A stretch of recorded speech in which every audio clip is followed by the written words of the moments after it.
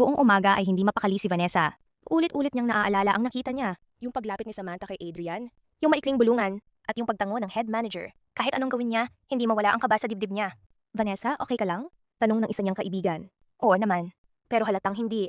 Makalipas ang ilang minuto, napansin niyang may ilang managers na nag-uusap sa conference room. At isa sa mga ito ay si Adrian. lalo siyang kinabahan. Hindi niya natapos ang iniisip. Agad siyang tumayo. Hindi ako mauunahan. At dali-dali siyang nagtungo sa opisina ng head manager. Pagdating niya roon ay kumatok siya. Come in. Pagpasok niya ay nakita niya si Adrian na may binabasang mga dokumento. Sir Adrian, tumingin ito. Yes? Nagkunwari agad si Vanessa na malungkot. May gusto lang po sana akong i-report. Tumango si Adrian. Ano yon? Huminga ng malalim si Vanessa. Yung bagong empleyado po. Napataas ang kilay ni Adrian. Samantha, nagulat si Vanessa. Kilala niyo po siya? Narinig ko lang pangalan niya. Muntik nang mapangiti si Vanessa. Mukhang tama ang hinala niya. Nagsumbong nga ang babae.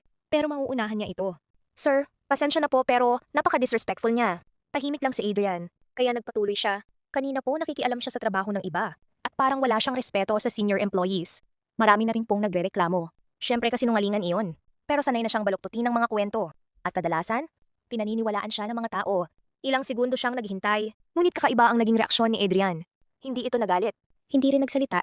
Nakatingin lang ito sa kanya. Parang may iniisip. Hanggang sa wakas ay nagsalita ito. Sigurado ka ba sa lahat ng sinabi mo? Of course, sir.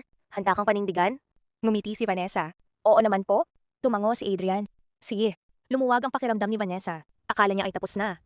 Akala niya ay mapapaalis na ang babaeng sumuway sa kanya. Ngunit ang sumunod na sinabi ni Adrian ang nagpawala ng ngiti niya. May meeting mamayang 2:00. Mandatory. Kasama ang lahat ng empleyado. Napakunot ang noo ni Vanessa. Meeting po para saan? Tumayo si Adrian at malamig na ngumiti. Malalaman mo rin. Bigla siyang kinabahan. May kakaiba sa tono nito. Parang may alam itong hindi niya alam. Kalabas niya ng opisina, agad siyang sinalubong ng mga kaibigan niya. Ano nangyari? Ngumiti siya. Ni-report ko na. Patay na yung bagong empleyado. Nagtawanan sila. Habang sa kabilang banda, tahimik na nakaupo si Samantha sa pantry. Nagkakape. Parang walang pakialam sa nangyayari. Ngunit sa totoo lang, alam na niya ang lahat. Dahil si Adrian mismo ang nagsabi sa kanya. At nang marinig niya ang mga kasinungalingan ni Vanessa, napangiti lang siya. Hindi dahil masaya siya, kundi dahil alam niyang malapit nang matapos ang palabas. At mamayang 2:00,